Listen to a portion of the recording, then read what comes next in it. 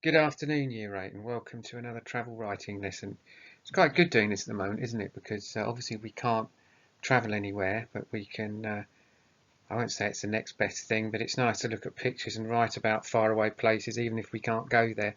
Anyway, here we are. Here's your do now. Imagine you're sitting on this beach. How would you describe it to your friend? Just write a couple of lines there. Um, wow, how would you describe it? Not a soul in sight. It's not touristy at all, is it? That water looks lovely. Looks very exclusive. Bit of a breeze blowing there. Absolutely beautiful. Anyway, just two or three lines describing that, and then on to the next slide. Learning objective today is to explore descriptive writing techniques and identify evidence. Those are the two things that we're going to be looking at today. Looking at some devices for descriptive writing and identifying evidence within a text. So your title is Identifying Evidence in Descriptive Writing.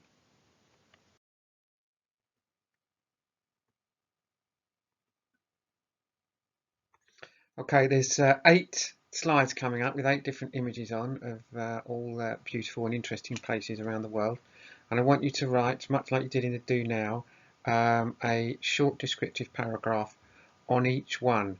But difference is this time that I want you to include either a simile or a personification in each paragraph. So pick 4 and do that. I'll give you 15 minutes to do that.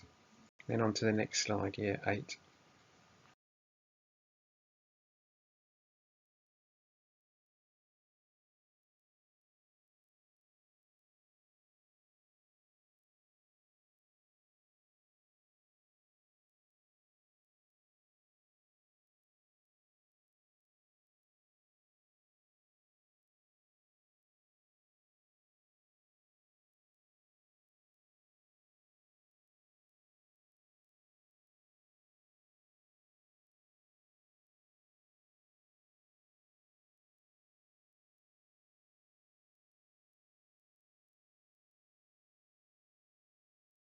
I think my favourite one there is the person snorkeling that's sort of holding on to the side of a massive whale. That must be an almost overwhelming experience, I'd imagine. I swam with dolphins once, and that was impressive enough. I don't know what it would be like to swim alongside something as vast as that. I don't know.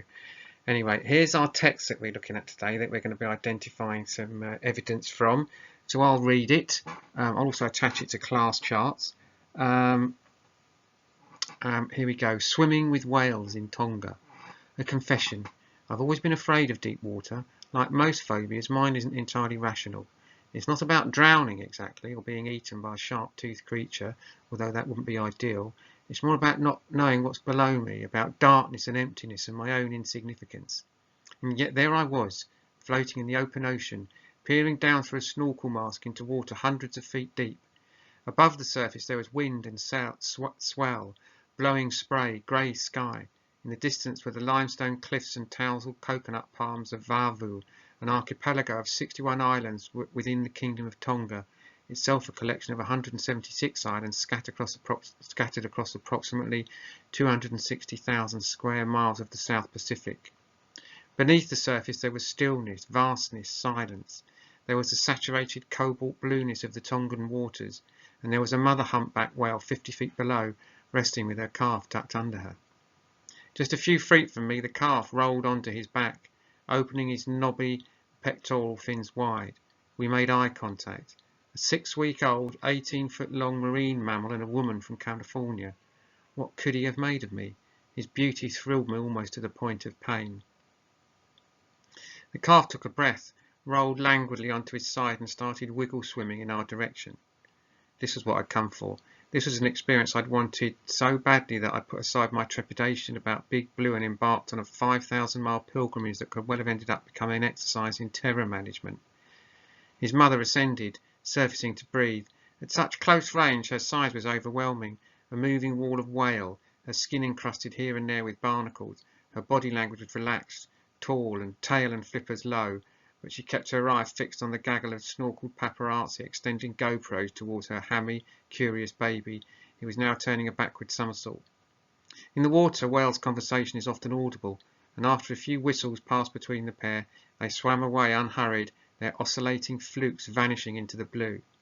Okay, Nietzsche said, smiling broadly below his mark as we all popped up among the waves, 5 pinheads atop a dark and choppy sea. We go back to the boat, yeah?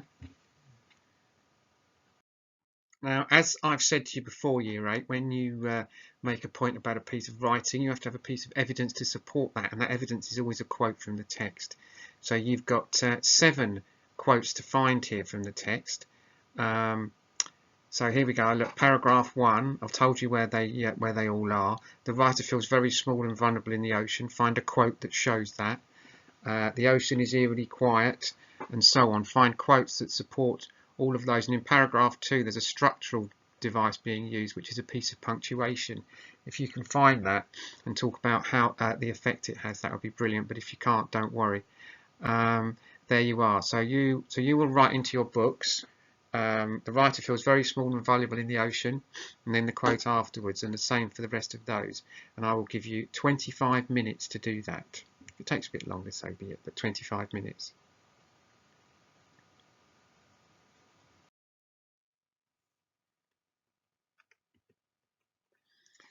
Now, 2 things all travel writing of this type must do, which is the sort of travelogue travel writing, is it must entertain and it must inform. So it must keep us interested by being interesting, and it must let us know things as well. So how does Swimming with Whales, the text we've just read, in Tonga meet the requirements of travel writing? So you're going to be writing 2 paragraphs here. Swimming with Whales in Tonga is entertaining because it talks about the baby calf rolling over on its back and making eye contact with the woman, you could say. And then you would put the quote in, and then you would say the effect that has on the reader.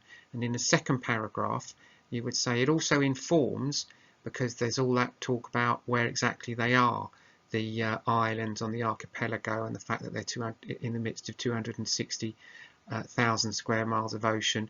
Put your quote in, then say the effect that that has, and then you're done. That's 2 paragraphs, so that shouldn't take you more than 20 minutes, Year 8. So as ever, I would love to see your work. My email address will be on class charts as ever, so I'd like to see some of your work out there. Ruby, Kieran, you know who you all are, and yeah, I hope to hear from you, and I'll speak to you tomorrow.